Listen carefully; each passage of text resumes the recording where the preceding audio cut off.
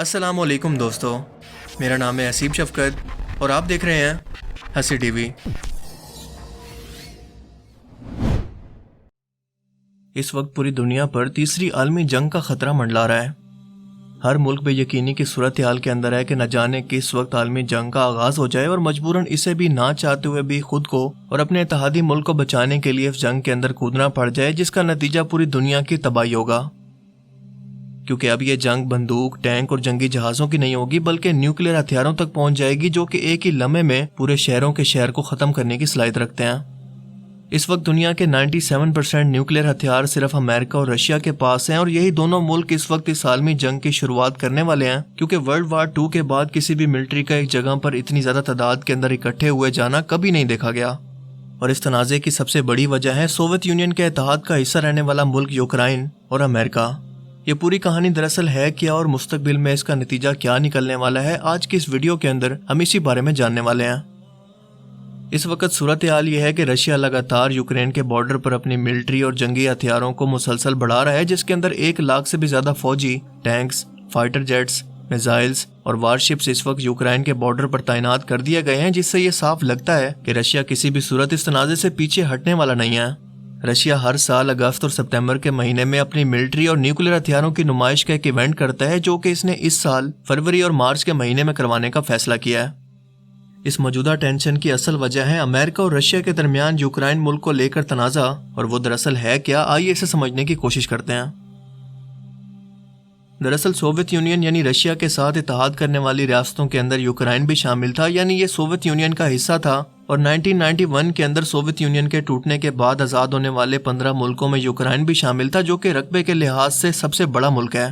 اور رشیا کے ساتھ بارڈر اور کلچر کو شیئر کرتا ہے۔ سوویت یونین جیسا ملٹری اتحاد دوبارہ نہ بن سکے اور اسے کاؤنٹر کرنے کے لیے امریکہ نے اپریل 1949 میں 30 ملکوں کا ملٹری اتحاد نیٹو کی صورت میں بنایا، جسے یونائٹڈ اسٹیٹس آف امریکہ نے کینیڈا، ڈنمارک، فرانس، اٹلی اور یوکے جیسے ملکوں کو اس میں شامل کر کے اسے مزید اسٹرانگ کیا، تاکہ اگر دوبارہ رشیا ان میں سے کسی ایک بھی ملک پر جنگ مسلط کرتا ہے یا پھر قبضہ کرنے کی کوشش کرتا ہے تو یہ 30 کے 30 ممالک ایک ساتھ مل کر اس کا جواب دے سکیں۔ اب اصل مسئلہ تب کھڑا ہوا جب یوکرین نے نیٹو کو جوائن کرنے کا فیصلہ کیا،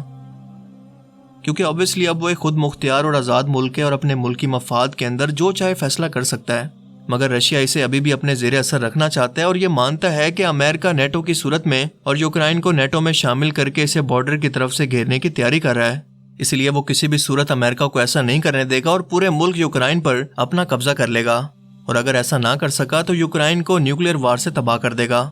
اور پوری دنیا رشیا کی بات کو سیریس اس لیے بھی لے رہی ہے کیونکہ وہ پہلے بھی اس کے بہت بڑے علاقے کریمیا کو 2014 کے اندر کیپچر کر چکا ہے، اور اب اگر اس پورے ملک پر حملہ ہوتا ہے تو یونائٹڈ نیشن یعنی 30 ملکوں کا اتحاد رشیا پر حملہ کر دے گا، جس کے جواب میں رشیا اور اس کے اتحادی جن میں پاکستان، چائنا اور ترکی وغیرہ شامل ہیں اس کے ساتھ ہو جائیں گے، یعنی دنیا 2 حصوں کے اندر تقسیم ہو کر ایک تیسری عالمی جنگ کی طرف زبردستی دھکیل دی جائے گی۔ کوئی بھی ملک اس کی آگ سے نہیں بچے گا۔ مگر اس وقت صورتحال یہ ہے کہ امریکہ نے یوکرائن کو اس کے حال پر چھوڑ دیا ہے، جیسے کریمیا کے وقت بھی چھوڑ دیا تھا۔ اس کی ایک وجہ یہ بھی ہے کہ افغانستان میں اربوں ڈالر لگانے کے بعد جو امریکہ کی عوام ٹیکس کی صورت میں دیتی تھی اور قرضوں کے بوجھ تلے دب کر جب امریکہ یہ جنگ ہار گیا تو اس کے بعد پوری دنیا کی انٹرنیشنل پولیٹکس پر اس کا اثر بہت کم ہو گیا ہے۔ کئی ملک امریکہ کو اب اتنا سیریس نہیں لے رہے جو کہ جنگ سے پہلے لے رہے تھے، اور چھوٹے چھوٹے خود مختار ملک بھی امریکہ کو جواب دے کر آنکھیں دکھانے لگے ہیں۔ اور دوسرا، امریکہ مالی طور پر اس جنگ کو برداشت نہیں کر سکتا، جس کا ثبوت وائٹ ہاؤس میں جو بائیڈن سے پوچھے جانے والے ایک سوال کے اندر ہے کہ کیا یوکرائن پر رشیا پھر سے حملہ کرنے والا ہے، جس کے جواب میں اس کا کہنا تھا کہ مجھے لگتا ہے کہ صدر ولادیمیر پوتن کچھ تو کرنے والا ہے، اور یہ بھی کہ یہ جنگ ضرور ہوگی۔ اتنے لمبے عرصے تک خاموشی کے بعد امریکن صدر کا یہ بیان یوکرائن کے عوام کے لیے مایوسی اور امریکہ کے اس معاملے پر ہار تسلیم کرنے کے سوا کچھ بھی نہیں تھا۔ جو بائیڈن نے یہ بھی کہا کہ اگر رشیا یہ حملہ کرے گا تو ہم سب اتحادی مل کر اس پر تجارتی پابندیاں لگا دیں گے، جس سے اس کی اکانومی بالکل تباہ ہو جائے گی، اور ساتھ ساتھ اپنے سفیروں کو اور ورکرز کو بھی یوکرائن سے جلد نکلنے کا آرڈر دے دیا ہے۔ اس کے علاوہ اپنے 8000 فوجیوں کو ہائی الرٹ پر اور 3000 فوجیوں کو یوکرائن کے بارڈر پر امریکہ اس وقت بھیج چکا ہے۔ مگر سوال یہ ہے کہ آگے کیا ہونے والا ہے۔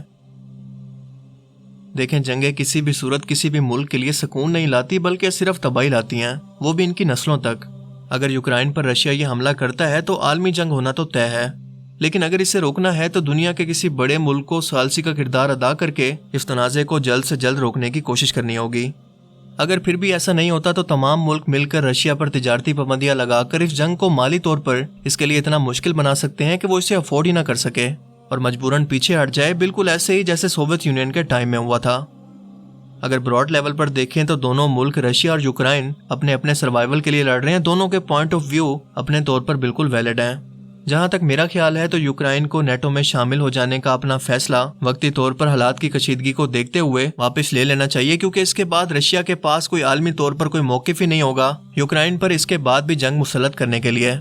یعنی یوکرائن اس وقت خود ہی جنگ کو روک سکتا ہے، جس کے اندر صرف ایک ملک ہی نہیں بلکہ پوری انسانیت کی بھلائی ہے۔ لیکن آپ کے خیال میں کون صحیح ہے اور کون غلط؟ اور اگر یہ جنگ ہوتی ہے تو پاکستان اور انڈیا کس کا ساتھ دیں گے؟ انہیں کیا کرنا چاہیے؟ مجھے کمنٹ سیکشن میں ضرور بتانا۔ مجھے امید ہے کہ آج کی اس ویڈیو سے آپ کو بہت کچھ نیا جاننے کو ملا ہوگا اور یہ ویڈیو آپ کو پسند آیا ہوگا۔ اگر یہ ویڈیو آپ کو اچھا لگا تو اسے لائک کیجئے، اور اب میں ملوں گا آپ سے ایک ایسی ہی نئی انٹرسٹنگ ویڈیو میں۔ تب تک کے لیے اپنا بہت سا خیال رکھیے گا۔ Thanks for watching this video. اللہ حافظ۔